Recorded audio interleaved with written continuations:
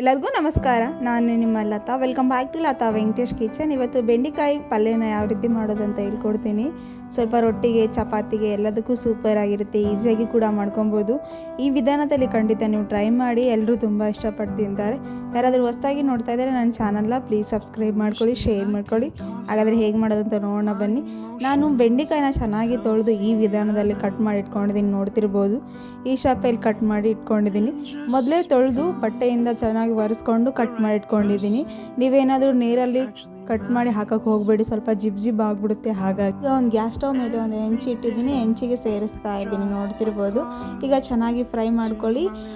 Oil ಹಾಕೋಕ್ಕಿಂತ ಮುಂಚೆ ಒಂದು 2-3 ನಿಮಿಷ ಫ್ರೈ ಮಾಡ್ಕೊಳ್ಳಿ. ಸ್ವಲ್ಪ ಫ್ರೈ ಆದ ನಂತರ ಒಂದು ಸ್ವಲ್ಪ ಆಯಿಲ್ ಹಾಕಿ ನಾನು ಫ್ರೈ ಮಾಡ್ತಾ ಇದ್ದೀನಿ. ಈ ಥರ ಫ್ರೈ ಮಾಡ್ಕೊಳ್ಳೋದ್ರಿಂದ ಒಂದು ಸ್ವಲ್ಪ ಎಲ್ಲ ಹೋಗ್ಬಿಡುತ್ತೆ. ಹಾಗಾಗಿ ಈಗ ಒಂದು 2-3 ನಿಮಿಷ ಚೆನ್ನಾಗಿ ಫ್ರೈ ಮಾಡ್ಕೊಳ್ಳಿ. ಐ ಫ್ಲೇಮಲ್ಲಿಟ್ಟು ಫ್ರೈ ಮಾಡ್ಕೊಳ್ಳಿ. ಲೋ ಫ್ಲೇಮಲ್ಲಿ ಇಟ್ಟರೆ ಸ್ವಲ್ಪ ಟೈಮ್ ಭಾಳ ತಗೊಳುತ್ತೆ. ಹಾಗಾಗಿ ನಾನು ಐ ಫ್ಲೇಮಲ್ಲಿ ಇಟ್ಟು ಚೆನ್ನಾಗಿ ಫ್ರೈ ಮಾಡ್ಕೊತಾ ಇದ್ದೀನಿ. ನೋಡ್ತಿರ್ಬೋದು, ಸ್ವಲ್ಪ ಕಲರ್ ಚೇಂಜ್ ಆಗ್ತಾ ಇದೆ. ಸ್ವಲ್ಪ ಕಲರ್ ಚೇಂಜ್ ಆಗೋತನ ಫ್ರೈ ಮಾಡ್ಕೊಳ್ಳಿ. ಈಗ ಪರ್ಫೆಕ್ಟಾಗಿ ರೆಡಿಯಾಗಿದೆ. ಒಂದು ಪ್ಲೇಟ್ಗೆ ನಾನು ಟ್ರಾನ್ಸ್ಫರ್ ಮಾಡಿ ರೆಡಿ ಮಾಡಿ ಇಟ್ಕೊತಾ ಇದ್ದೀನಿ. ಈಗ ಅದನ್ನು ಪಲ್ಯ ಮಾಡ್ಕೊಳ್ಳೋಣ. ಗ್ಯಾಸ್ ಸ್ಟವ್ ಮೇಲೆ ಒಂದು ತವ ಇಟ್ಟಿದ್ದೀನಿ. ಅದಕ್ಕೆ ಒಂದು ಅರ್ಧ ಟೇಬಲ್ ಸ್ಪೂನ್ ಆಗೋಷ್ಟು ಸಾಸಿವೆ ಜೀರಿಗೆ ಸೇರಿಸಿದ್ದೀನಿ.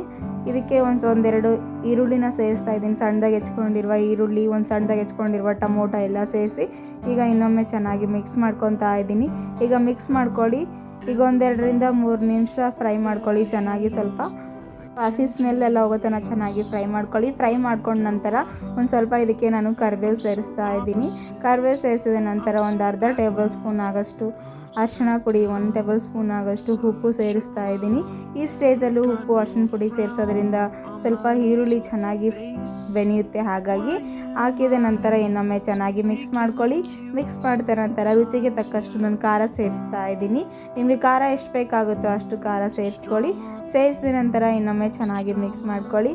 ಮಿಕ್ಸ್ ಮಾಡಿಕೊಂಡ ನಂತರ ಸ್ವಲ್ಪ ಖಾರ ಸ್ಮೆಲ್ಲೆಲ್ಲ ಹೋಗಬೇಕು. ಆ ಥರ ಲೋ ಫ್ಲೇಮಲ್ಲಿಟ್ಟು ಫ್ರೈ ಮಾಡ್ಕೊಳ್ಳಿ. ಐ ಫ್ಲೇಮಲ್ಲಿ ಇಡೋಕ್ಕೆ ಹೋಗಬೇಡಿ, ಈಗ ಸೀದೋಗ್ಬಿಡುತ್ತೆ. ಹಾಗಾಗಿ ಈಗ ನಾವು ಮಸಾಲಾನ ರುಬ್ಕೊಳ್ಳೋಣ.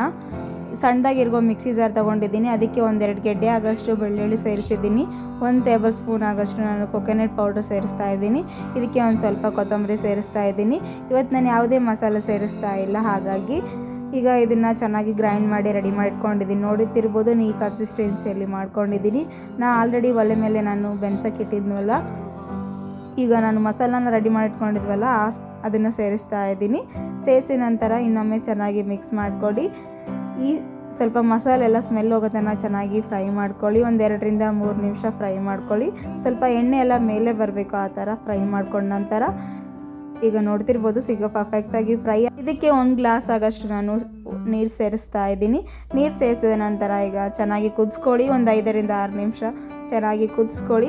ಆಲ್ರೆಡಿ ನಾವು ಬೆಂಡೆಕಾಯಿನ ಫ್ರೈ ಮಾಡಿ ಇಟ್ಕೊಂಡಿದ್ವಲ್ವ ತವ ಮೇಲೆ, ಅದನ್ನು ಸೇರಿಸ್ತಾ ಇದ್ದೀನಿ. ಈ ಸ್ಟೇಜಲ್ಲಿ ಸೇರಿಸಿದ ನಂತರ ಇನ್ನೊಮ್ಮೆ ಚೆನ್ನಾಗಿ ಮಿಕ್ಸ್ ಮಾಡ್ಕೊಳ್ಳಿ. ಒಂದ್ಸಲ ಚೆಕ್ ಮಾಡ್ಕೊಳ್ಳಿ ಸಾಲ್ಟ್ ಆಗಿದೆನಾ ಇಲ್ವಾ ಅಂತ. ಆಗಿದ ನಂತರ ಇನ್ನೊಮ್ಮೆ ಚೆನ್ನಾಗಿ ಮಿಕ್ಸ್ ಮಾಡ್ಕೊಳ್ಳಿ. ಮಿಕ್ಸ್ ಮಾಡ್ಕೊಂಡ್ರಿಂದ 1-2-3 ನಿಮಿಷ ಚೆನ್ನಾಗಿ ಕುದಿಸ್ಕೊಳ್ಳಿ. ಆಲ್ರೆಡಿ ಚೆನ್ನಾಗಿ ಫ್ರೈ ಆಗಿರುತ್ತೆ ಅಲ್ವಾ, ಅಷ್ಟೊತ್ತೇನು ಕುದಿಸೋ ಅವಶ್ಯಕತೆ ಇಲ್ಲ. ಈಗ ನೋಡಿ ಪರ್ಫೆಕ್ಟಾಗಿ ಕಾಣ್ತಾ ಇದೆ ಅಲ್ವಾ. 1-2-3 ನಿಮಿಷ ಕುದಿಸಾದ ಮೇಲೆ ನಾನು ತೋರಿಸ್ತಾ ಇದ್ದೀನಿ. ನೋಡಿ, ಈಗ ಪರ್ಫೆಕ್ಟಾಗಿ ರೆಡಿಯಾಗಿದೆ.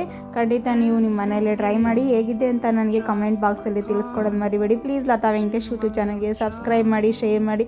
Thank you for watching. Next ವಿಡಿಯೋದಲ್ಲಿ ಮತ್ತೆ ಸಿಗ್ತೀನಿ. Thank you.